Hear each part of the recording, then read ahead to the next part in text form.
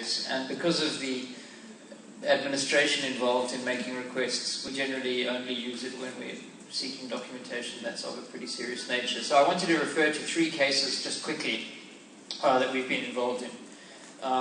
The first one flowed out of what is now a well-known scandal in this country, which people refer to as Oilgate. It was a situation in which a donor to the ruling party diverted, we were able to establish, diverted 11 million rands from the state-owned oil company to the coffers of the governing party. We also found that he'd made a number of other payments, including for the renovations on the home of a cabinet minister, the Minister of Social Development, Dawes. And the minister and Mr. Majali, the donor, said, well, there was no connection between them. He couldn't have influenced him in any way. He had nothing to do with the oil deal.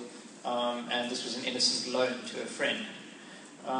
We subsequently established that, in fact, Mr. Majali was involved in contracting for IT software involved in the administration of social grants, and that there was a legal dispute between Minister Squeya's department and Majali's company, IT Links. So we went to court, or we lodged a PIA application, which was refused.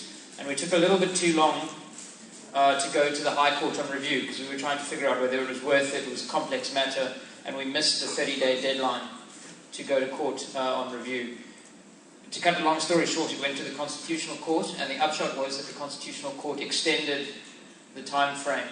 Well, they said that the law was unconstitutional for setting a time limit, and it had to go back to Parliament to be repaired. They gave them an 18-month deadline. In fact, Parliament hasn't done anything about that yet. They've missed the deadline by about 10 months. But in the meanwhile, the interim time frame set by the Constitutional Court is there. It's 180 days. Unfortunately, on the nub of the issue, whether we got these documents that would show potentially the nexus between the minister and the donor, they sent that back to the High Court. So 5 years after making the first request, we still don't have the documentation, and it could easily be another year or more. The donor is in fact now dead, and is the subject of the lead story in today's Sunday Times, if any of you have seen that. The second case is our attempt to gain access to a report commissioned by former President Thabo Mbeki into the 2002 elections in Zimbabwe, where he asked 2 senior judges to look into the constitutional and legal environment ahead of those elections. They gave him their report, and he put it in his desk drawer, and it has never seen the light of day since. Obviously, there have been ongoing concerns about Zimbabwean elections and how free and fair they are, and we've had some suspicion that this report reflected on the character of that 2002 election, which many regard as the most blatantly rigged Zimbabwean election. So we asked for that under PIA, and we were flatly refused. The appeal was flatly refused.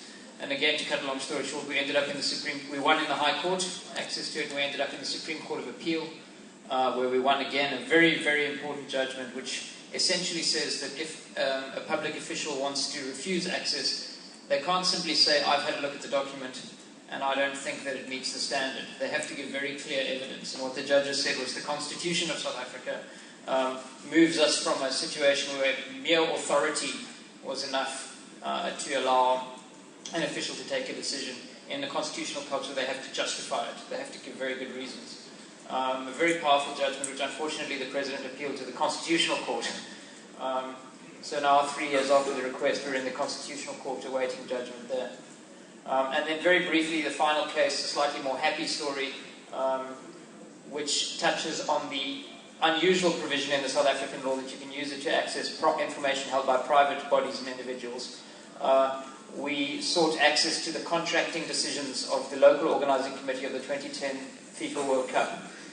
They refused. We ended up in the High Court, and the court had to adjudicate, firstly, whether the local organising committee was a public body. And in the end, they found that they were, given the amount of national sovereignty that we handed over to FIFA in the process. They were fulfilling a public power. So even if they were a private body in their corporate form, they had to be subject to the public body provisions of our law.